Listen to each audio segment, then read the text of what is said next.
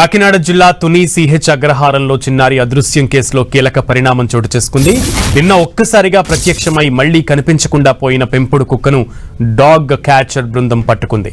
అర్ధరాత్రి ఇంటి వద్దకు వచ్చిన కుక్కను సురక్షితంగా బంధించారు. మరోవైపు అదృశ్యమైన పాప ఆచూకీ కోసం 6వ రోజు గాలింపు చర్యలు కొనసాగుతున్నాయి. చిన్నారి ఆచూకీ కోసం కుక్క కదలికలపై అధికారుల దృష్టి పెట్టారు. చిన్నారి కోసం అధికారులు గాలింపు చర్యలు మరింత ముమ్మరం చేశారు.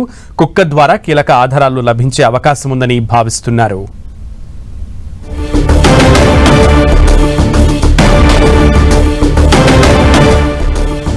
తునిలో అదృశ్యమైన బాలిక కోసం గాలింపు చర్యలు కొనసాగుతున్నాయి. 6వ రోజు కూడా ప్రత్యేక బృందాలు గాలిస్తున్నాయి. అయితే మొన్న హఠాత్తుగా కనపడినటువంటి కుక్క మరొకసారి మాయమవడంతో కుక్క జాడ కోసం కుక్క ఆధారంగా పోలీసులు బాలిక ఆచూకీ కనుగొనే ప్రయత్నాల్లో నిమగ్నమై ఉన్నారు.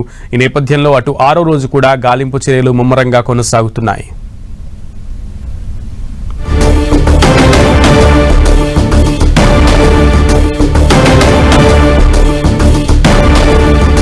అటు అదృశ్యమైన చిన్నారి ఆచూకీ కోసం కుక్క కదలికలపై అధికారులు ప్రత్యేక దృష్టి పెట్టారు. చిన్నారి కోసం అధికారులు గాలింపు చర్యలు మరింత ముమ్మరం చేశారు. కుక్క ద్వారా కీలక ఆధారాలు లభించే అవకాశం ఉన్నట్లుగా అధికారులు భావిస్తుండటంతో ఆ విధంగా మరింత వేగంగా ఈ గాలింపు చర్యలు చేపడుతున్నారు. మరింత సమాచారం మా ప్రతినిధి సతీష్ అడిగి తెలుసుకుందాం. సతీష్, గాలింపు చర్యలు ఎక్కడి వరకు వచ్చాయి? 6వ రోజు కూడా గాలింపు చర్యలు కొనసాగుతున్నట్లుగా తెలుస్తోంది. అయితే ఏమైనా పురోగతి ఏమైనా లభించిందా?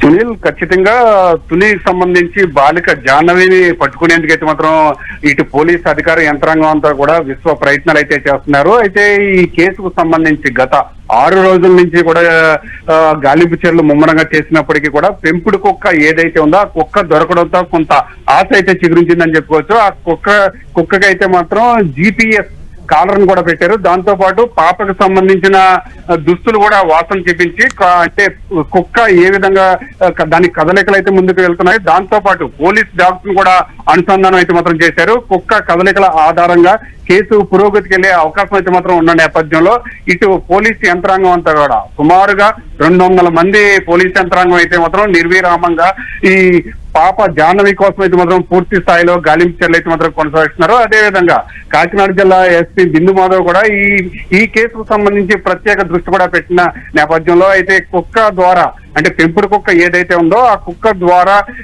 కొంత పురోగతికి అయితే మాత్రం వెళ్లే అవకాశం ఉన్న నేపథ్యంలో పోలీసులు అయితే మాత్రం ముమ్మరంగా గాలింపు చర్యలు అయితే మాత్రం ప్రారంభించారని కూడా మనం చెప్పుకోవచ్చు. సునీల్, ఓకే సతీష్, అయితే కొన్ని డీటెయిల్స్ కూడా అధికారులు ఇచ్చినట్లుగా తెలుస్తోంది. అటు పోలీస్ అధికారులు ముఖ్యంగా బాలికకు సంబంధించిన అంటే ఎవరికైనా సమాచారం తెలిసినా లేదా బాలికను ఎవరైనా చూసినా కూడా అటువంటి నెంబర్లు ఏమైనా ఇవ్వడం జరిగిందా? అది విస్తృతంగా ప్రచారం జరుగుతోందా వాటి గురించి?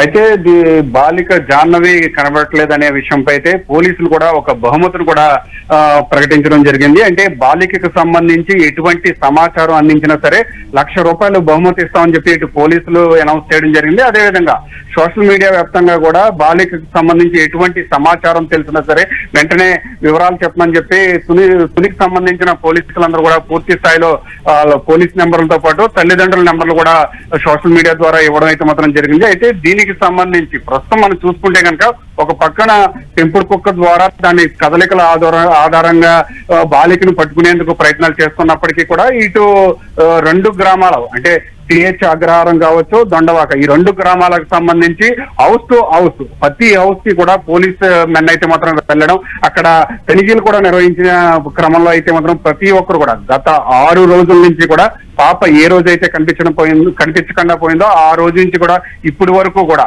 పాపను పట్టుకునేందుకు ఇటు సుమారుగా 40 ఎకరాలు ఉన్న పామాయిల్ ఫామ్ హౌస్ తో పాటు చుట్టుపక్కల ఉన్న కొండ ప్రాంతం అంతలో కూడా గాలింపు చర్యలు కొనసాగించారు. అదేవిధంగా ఎవరైనా తీసుకువెళ్లిపోయారా అనే అంశంపై ఇటు తుని దగ్గర నుంచి నర్సీపట్నం వరకు కూడా పూర్తి స్థాయిలో సీసీ కెమెరాలపై కూడా ప్రత్యేక నిఘా కూడా పెట్టారు.